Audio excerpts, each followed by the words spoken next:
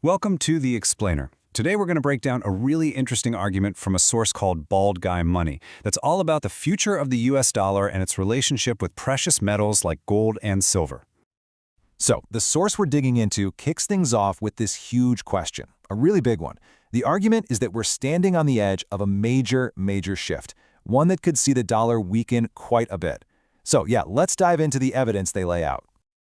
Okay, so to really get what they're saying, we've got to start with a core idea in finance. It's all about this push and pull between the dollar and gold. The source really hammers home this idea of an inverse relationship. And honestly, the best way to think about it is like a seesaw, you know? Picture the dollar on one end and gold and silver on the other. When the dollar goes down, whoosh, the price of gold and silver tends to shoot up. And of course, when the dollar gets stronger, the opposite happens. They're totally connected, just moving in opposite directions. Okay, so how do we even know how strong the dollar is, right? Well, the source points to something called the US Dollar Index, or the DXY for short. Think of it like the dollar's report card, grading it against a whole bunch of other big currencies. Now, here's the key part of their analysis. The DXY has been bumping up against this critical support level around 96. A support level is kind of like a floor. It's a price point that historically has been really hard to break through on the way down. The fact that it's testing that floor again, well, that suggests it might be ready to finally crash through. So what's behind all this? Why does the source think the dollar is headed for a fall? Well, they argue it's not just one single thing. It's more like a perfect storm of pressures all building at once. And here they are. First, you've got the Fed signaling they're going to cut interest rates. Then there's the US debt, which is just rocketing towards $40 trillion. And on top of that, the demand for that debt is described as, well, shaky. Add in some global geopolitical uncertainty and, oh, let's not forget, an actual stated political goal of making the dollar weaker to help the economy. It's a lot.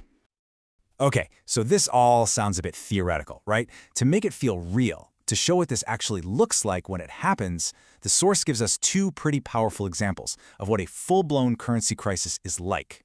First up, we're looking at Turkey. And the source makes a really important distinction here. This isn't some tiny, undeveloped nation. We're talking about a developed, modern economy that watched its currency, the lira, absolutely collapse. So how did it happen? The analysis breaks it down into 3 steps. Step 1, the government starts cutting interest rates even as inflation is going through the roof. A classic no-no. Step 2, foreign investors see this and lose all faith, pulling their money out. This forces the government to just print more money. And step 3, the government actually starts forcing people to use the local currency for certain things. And the result of all this? The life savings of so many people just gone, vanished. And this is the key lesson from the Turkey example, according to the source. Who came out on top, or at least who survived? The people who had their savings in physical gold and silver. They were the ones who managed to weather that storm. But if you thought Turkey was bad, well, the source then points to an even more extreme case study, Lebanon. I mean, in Lebanon, things got wild. The local currency basically became worthless. You could maybe buy a coffee with it or a pack of cigarettes, but that's it. For anything important, any major transaction, people just switched to using the US dollar. And when it came to actually saving money for the long term, gold and silver weren't just an option, they became the only trusted option. Okay, so with that backdrop of currency chaos, the analysis shifts gears. It moves from these warnings to what it sees as a huge opportunity right now. And it starts by throwing out some pretty bold price targets. For silver, we're talking a potential target of $150 an ounce. And for gold, the source suggests a potential starting target of a whopping $7,500 an ounce. Wow. Okay, now this slide is really the heart of the investment idea here. The argument is that the companies that mine silver are actually undervalued compared to the metal itself. Just look at the numbers they present. Physical silver's price, it's up 276% over the last year. But an ETF that tracks all the big silver miners, a bundle of their stocks, is only up 242%. It's that gap. That's the whole opportunity right there. And the key word here is leverage. See, historically, when the price of silver goes on a tear, the mining stocks have gone up even faster, like 1.5 to 2 times faster. But for some reason, that hasn't happened this time around. That's why the source concludes these miners are undervalued. They've got a lot of catching up to do.